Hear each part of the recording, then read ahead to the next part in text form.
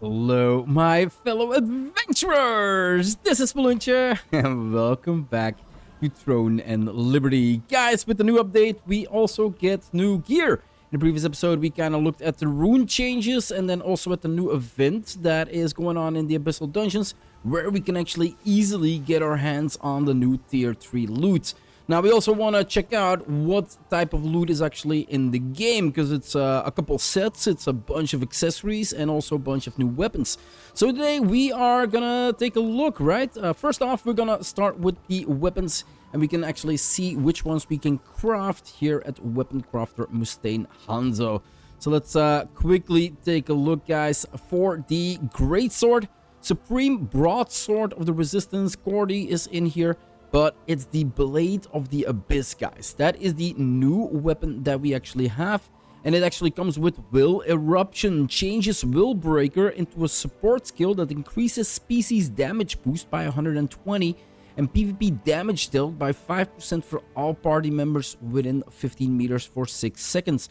Actually a pretty interesting one. And it comes with Dexterity, Wisdom, Strength, and cooldown speed. Now Wisdom, not really a fan for Greatsword Spear.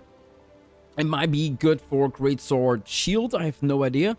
But yeah, Strength, Dexterity, cooldown speed, definitely good perks in there. Attack speed would have been better, but hey, we can't get everything, right? So yeah, definitely still a really interesting sword for this one, guys. The rest is all the same. As you can see, it's only one weapon, and it's always the Abyss weapons that now came, because the event is in the Abyssal Dungeons, right? So it makes sense that the weapons are kind of named after the event that is going on. For the shield, sword and shield, we got the Gruesome Greatsword of the Abyss, and that comes with a boost shield strike, piercing strike, and an annihilation slash damage by 25%.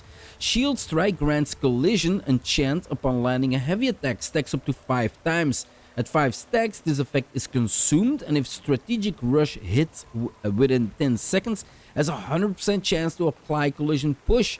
Collision enchant stacks only once per skill. Fortitude, strength, perception, damage reduction, so really tanky stats on there, guys. And definitely, like PvP, this one is gonna be annoying because it's a 100% chance to apply push, right? Apply collision. So even if you build collision resist, you cannot resist it. It's 100%, guys, if he gets the 5 stacks, right? So yeah, definitely an annoying one for PvP. Definitely interesting one for the shield users. We got the Defiant Daggers of the Abyss, which comes with Hemotoxic Dagger. When using Poison Dagger or Dagger Throws, fire a Hemotoxic Dagger on a hit. Target takes 100% base damage and 8% of the max health per stack as damage. Deals 250% of the base damage against monsters instead. So it comes with an extra hit. And the extra hit will do a damage over time as well with 8% of max health. So the bigger the target is, if it's a mob or if it's a boss, the boss is gonna get way more damage than the mob because his health pool is way bigger. So it kind of scales depending on which targets you use them against. If you use this versus plate players or you use this versus cloth players, the plate players probably have a higher HP pool. So it even scales versus which type of player you use it against. Definitely really interesting. Dexterity, Wisdom, Strength, critical hit chance. A small amount of Wisdom might actually be good if you want to go for that cooldown speed at 50 stacks. But I think you rather go for the Dexterity and Strength that comes with it. And critical hit chance is always good as well, right? For the crossbow, we have, let's quickly, Reckless Repeaters of the Abyss. And they come with, at 25 gale stacks, creates an acidic poison area within 3 meters for 2 seconds. Deals 120% of the base damage to all enemies within the area per 0.5 seconds and reduces all defense by 100 and movement speed by 20. So it's basically an AoE slow and a damage over time and movement speed. So defense decrease, movement speed decrease, and a damage over time for 120% damage. So kind of a little bit of crowd control with some damage behind it. Dexterity, Wisdom, Perception, bonus damage on these. We go to the longbow. That is going to be the Luminous Longbow of the Abyss. Enchants additional projectiles from Roxy's Arrow and Roxy's Arrow Storm increases the activation rate by 12% and damage by 50% of the base damage. Not really sure about Roxy's Arrow, how it works, guys, so can't really say if this is actually a really good perk or not. Dexterity, Perception, Wisdom, Range. So yeah, always 3 stats, and it seems always Wisdom in there.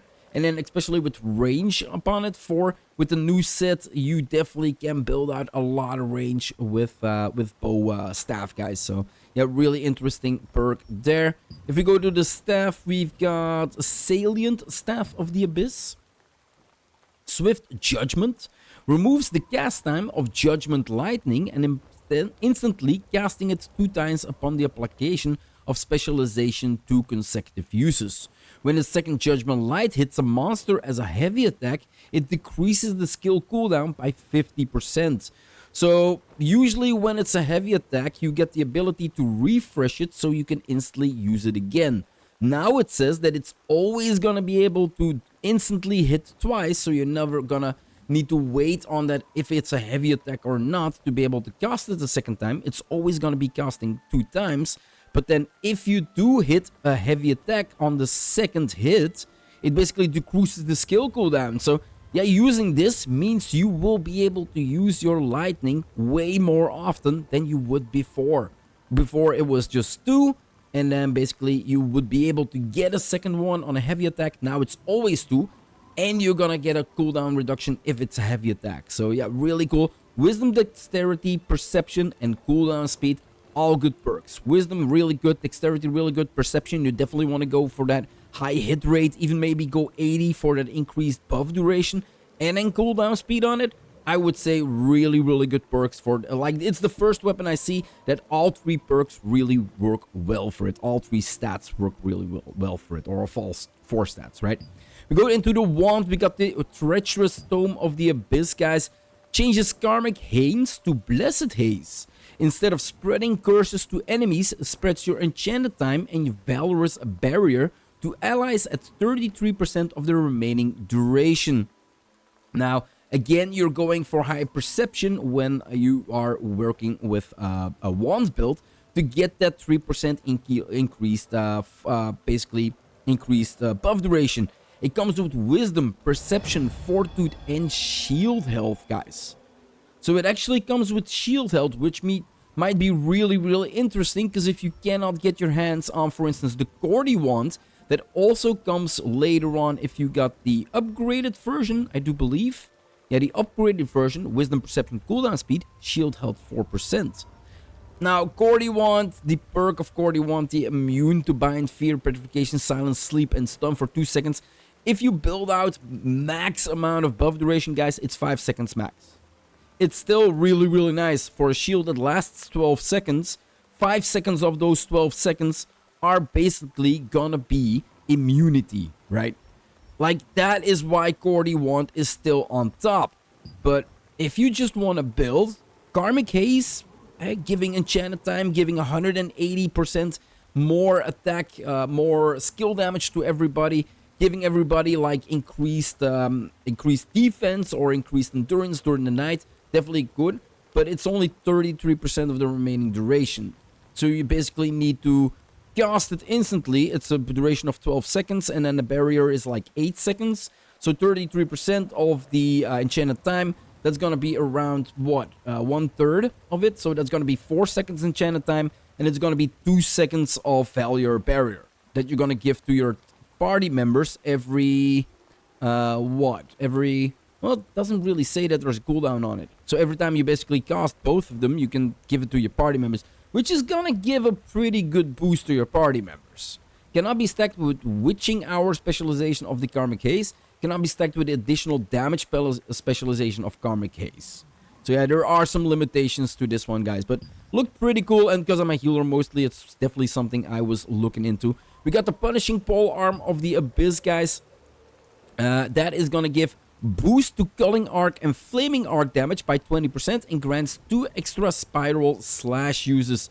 So I'm still working in my build. I'm still working with... let's quickly go check character info. So I was thinking of actually switching over. Let's go AoE melee.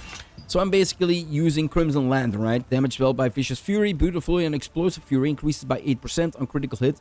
The cooldown of Cyclonic Fury and Fearless Barrage decreased by 5%.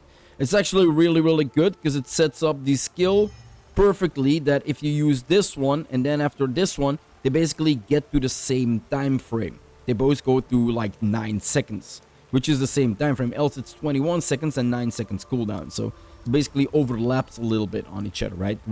So it's definitely a pretty good cooldown. And that's also why I was maybe thinking of checking out if this one, Culling Arc, Flaming Arc, by 20% and extra Spiral Slash uses. I don't know if it's worth it. Strength, Dexterity, Fortitude, Attack Speed. I would use it for the perk only, and I'm not really sure. I'd rather have Queen Bellandir's Blazing, right, for that perk. It looks really, really fun to play with as well. And then for the orbs, guys, we got the Onslaught Orb of the Abyss. And that basically gives when Void Slash Orb effect is activated, reactivates the Void Slash from all activated orbs and deal 420 of the base damage. Damage increases by 60% against monsters. Wisdom, Perception, Dexterity, Mana Cost, Efficiency. So again, really, really good stats, guys.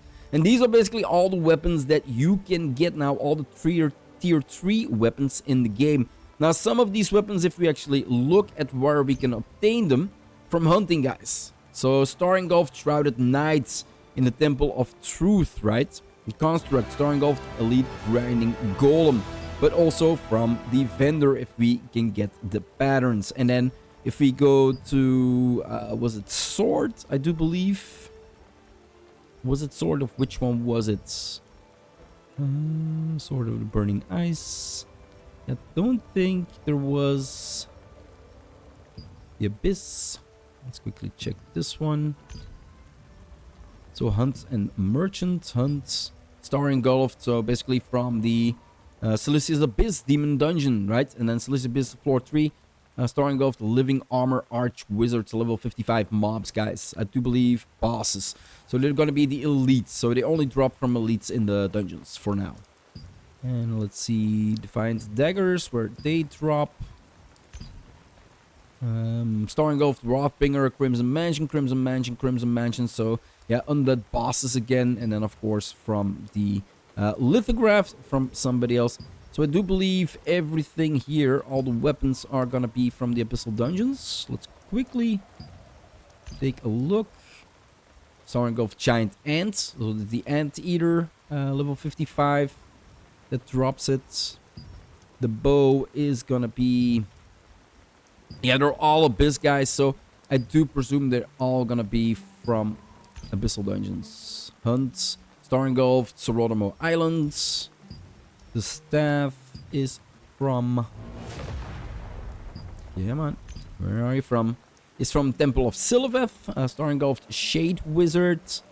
We got the wand that is dropping from Shadow Crypt, floor 2. Star Engulfed Dark Enforcer.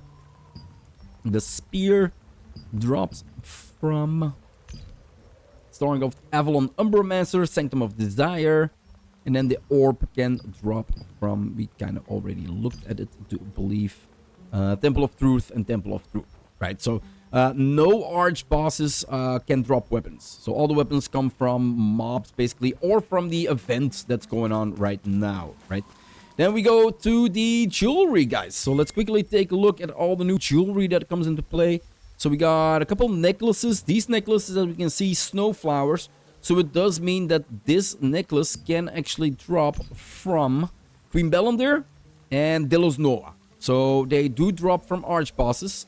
And then merchants we can accessory craft, right? So we can craft them with snowflowers, or we can craft them with what is the second one? Second one is from perk. So we can only craft them with snowflowers, but it can still drop. Yeah, the second one is from the lithograph then. So what does this bring? Strength, melee of attack chance, added attack speed, and melee hit chance. Pretty cool. We got Soaring Star necklace, guys. Dexterity, wisdom, attack speed, critical damage. The Blood Crescent pendant, dexterity, perception, added attack speed, heavy attack damage. Binding of the Sun, storage, wisdom, fortitude, healing, and range. So actually pretty cool. Wisdom Fortitude, pretty cool. But it has a healing increase, guys. 8% more healing. And then it has range on it. So actually, like definitely something that I'm thinking about. But then if we go look at, where was it? Wasn't there an extra one? Yeah, Fortitude, skill damage resist, PvP endurance, and collision resist, guys. So definitely an interesting one for the PvP wise as well, right? So yeah, definitely really, really cool. For the rings, guys, or for the bracelets, we've got Wristlet of the Golden Revenge. Can be crafted with cordy branches or snowflowers. So one of the other. You can craft it 180. It comes with Wisdom, Strength, Heavy Attack Chance, and bonus damage. You can also craft them, of course, from the lithographs. We got the Binding, Scales, Bracers, Perception, PvP, Heavy Attack Chance, Melee Evasion, and then Ranged Evasion. The Binding, Wings Bracelet, Wisdom, Dexterity, Cooldown Speed, Mana Cost Efficiency. We got the Binding, Roots Bracers, Fortitude, Endurance, Collision Chance, and Max Health. So if you go for a collision build, definitely really useful. We got the Binding ones, Wisdom, Perception, Skill Heal over time, and Cooldown Speed. Making me think there would be a bracelet or something, a ring, with shield increase as well. So we got healing increase, we got now skill healing over time. So there has to be an accessory that brings in shield increase, right? Is what I'm thinking. And then we got Restraints of the Glacial Queen, Coil of the Verdant, Dexterity, Melee Evasion, Ranged Evasion. I think this one was already in the game. Yeah, it's a tier 2. So not something we need to look at. We got the rings, so let's quickly check.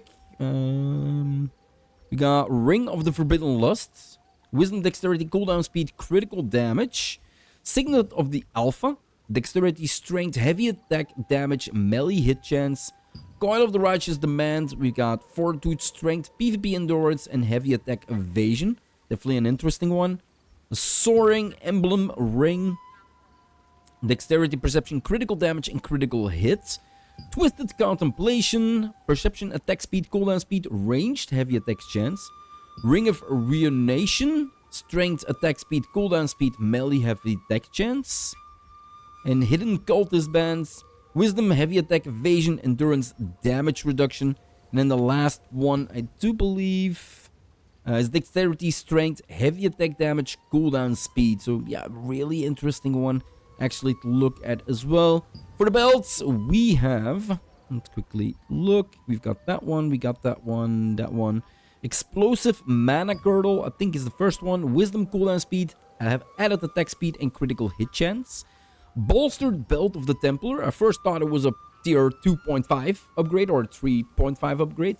Strength, Heavy Attack, Damage Resistance, Endurance, and Damage Reduction. The Murderous Sash of the Dread Pirates, Perception, Attack Speed, Ranged Critical Hit Chance, and Critical Hit Chance. The Rap's Uncanny Nimbleness, Dexterity, Perception, Heavy Attacks, Damage Reduction, and Evasion. And that is going to be a tier 2. Yeah, so that's about the belts. And for the necklaces, guys, we've got Band of the Black Bastion, Perception, Hit, Melee Attack Chance, and Front Heavy Attack Evasion. We got Wild Crest Studs, Strength Evasion, Critical Hit, and Front Evasion. Radiant Tide Earrings, Wisdom, Cooldown Speed, Heavy Attack Evasion, Side Endurance. Definitely something I'm looking into. Wisdom pretty good, Cooldown Speed really good, Heavy Attack Evasion really good, Side Endurance, it is what it is, right?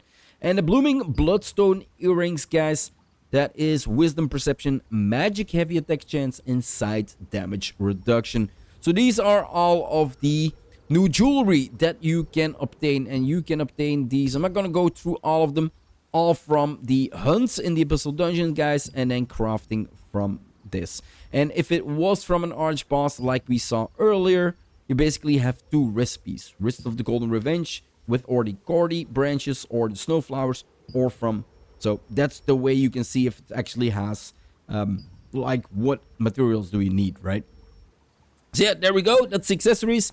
Now the only one remaining is looking at the different types of armors that come into the game. So for headpieces, we have... Well, basically, we can look at the headpieces and then basically look at everything. But we need to look at the cloaks as well. Let's do that first, guys. Check out which cloaks that got added. So Breath of the Boundless Sky, skill damage boost, cooldown speed, attack speed, hit chance. So pretty good one, guys. Really, really good one. If I would use one, it probably would be this one. Ultimate Duskmoon Shrouds. Critical damage resist, damage reduction, heavy attack, damage resistance, and collision resistance. Really, really nice cloak. And then Croak of the Frozen Expanse was already in the game. So yeah, 2 new cloaks, guys, that we actually got. I'm right now using this one for PvP. Skill damage resist, damage reduction, collision resist, and max health. So I'm kind of doubting if I actually want a critical damage resist, damage reduction, heavy attack damage resist, and collision resist. I'm not really sure. I'm basically giving up max health, right? It's the only thing. So that's what I'm kind of... Skill damage resist. Does this one have skill damage resist? No, I'm also giving up skill damage resists. So that's why I'm probably going to stay with the other one. Although the developers are pushing us really heavy into heavy attack damage resistance, guys. And critical damage resistance. So yeah, we'll have to see what later on becomes biz for healers. So for the armors, guys, let's quickly take a look at the sets that actually come into the game. So we know this one, we know this one. Fallen Dynasty, that is the Strength set, Brute. The Bloodhunter set, we know that's the damage increase from Flashfire. We got the actual Shield set, then we got the Heal over time. Crimson Lotus Oath Helmet, guys. So it is a set, it's a Crimson Lotus set. Damage reduction plus 16, max health plus 1600 for the 2 set. And then the 4 set, shield block chance plus 12%. Using a skill increases skill block chance by 3% for 5 seconds. Stacks once per skill type up to 5 times. The cooldown per skill type is 10 seconds. So it's not that you can spam 5 skills in 10 seconds and you instantly get 5 stacks.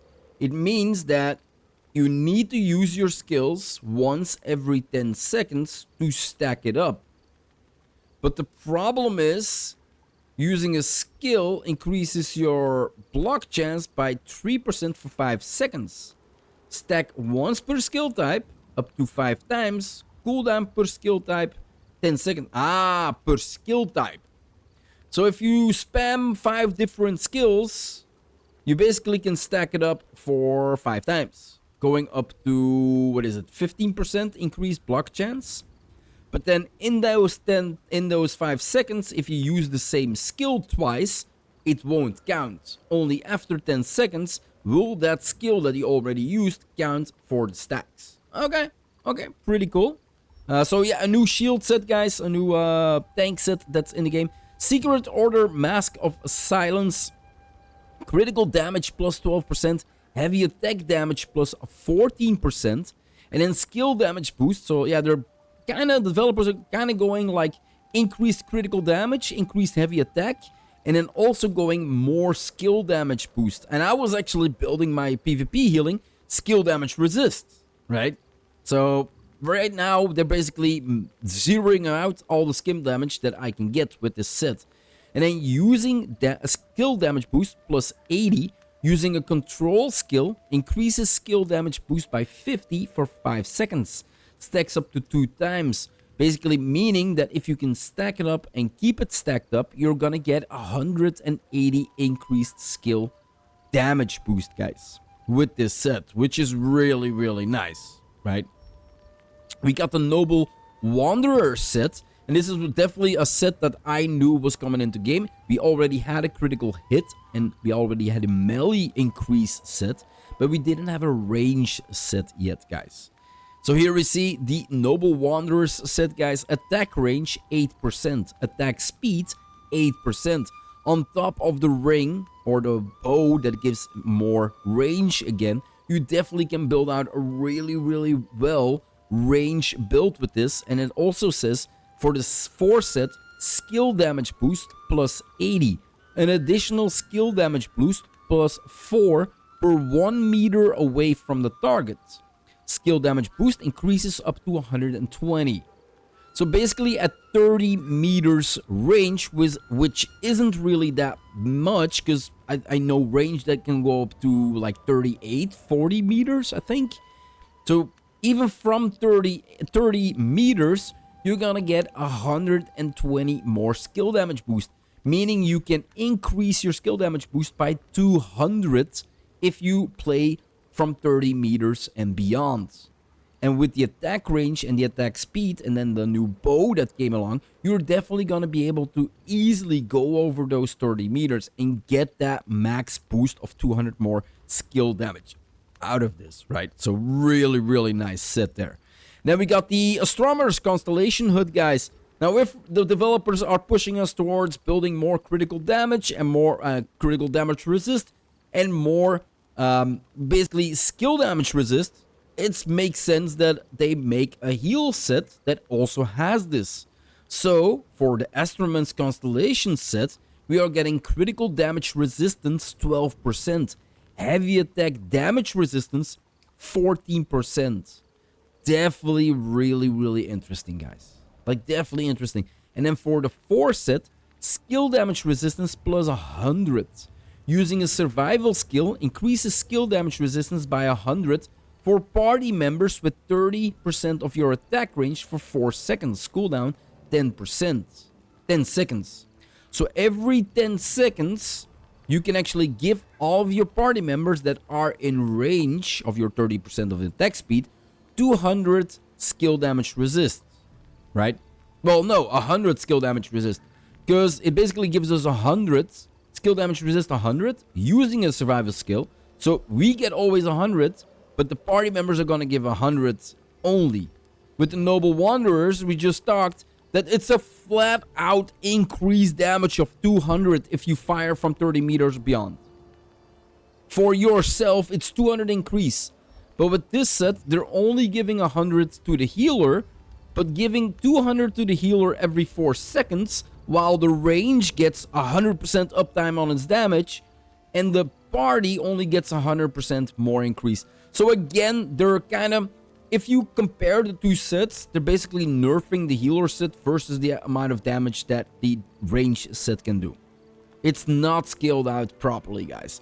But yeah, these are the new sets, guys. The new armors, the new jewelry that came into the game with the new update. Like I said, a couple can be obtained from the arch bosses. A lot can be obtained, like almost everything can be obtained from the dungeons if it's on the co-op dungeons and the new event. I still think that it's not an event, that it is actually a feature that is going to remain in the game. But we'll have to see what the developers do with this. Later on, it might be possible that if it is an event that goes away after a time, they might implement this loot to actually drop only from the elites in the Abyssal Dungeons. That might be a possibility. I don't know. We'll have to see. For now, I'm going to wrap up this episode here, guys. If you want to see more of my Let's Play or my quest progression, my Codex runs here on Throne and Liberty, or any other game that I might be playing on my channel, just hit that subscribe button. It would always help out a lot. I do hope you enjoyed this episode, and I'll see you in the next one. Bye-bye.